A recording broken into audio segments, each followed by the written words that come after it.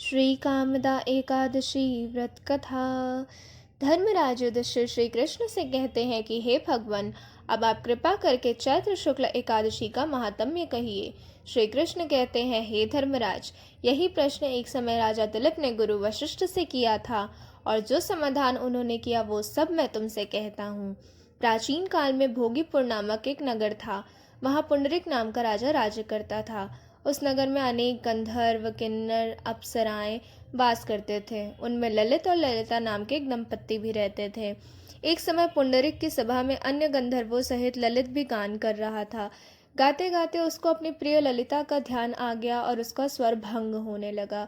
ललित के मन के भाव जानकर करकोट नामक नाग ने पद भंग होने का कारण राजा को कह दिया।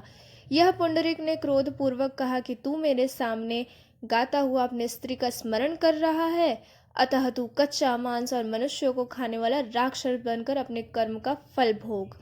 पुंडरीक के श्राप से ललित उसी क्षण महाकाय विशाल राक्षस बन गया। इस प्रकार वह अनेक प्रकार के दुख भोगने लगा। जब उसकी प्रियतमा ललिता उसके पीछे पीछे जाती और विलाप करती रहती, दोनों घोर दुख सहते हुए घने वन में रहने लगे। एक बार ललिता विंध्याचल पर्वत पर पहुंच गई, जहां पर श्रृंगी ऋषि से सारा वृत्तांत कहा। ललिता बोली, हे मुनि, मेरा पति राजा पुंडरी के श्राप से विशालकाय राक्षस हो गया है। उसके उद्धार का कोई उपाय बतलाइए। श्रृंगी ऋषि बोले, हे गंधर्व कन्या, अब चैत्र शुक्ल एकादशी आने वाली है, जिसका नाम कामदा एकादशी है।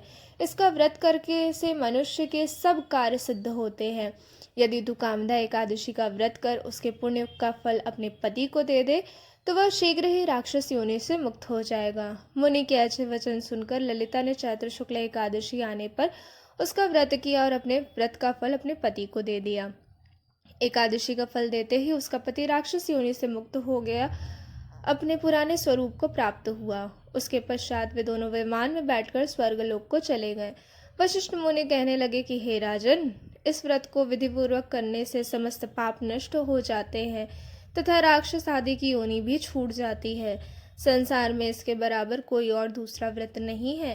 इसकी कथा पढ़ने या सुनने से वाजपेयी यज्ञ का फल प्राप्त होता है।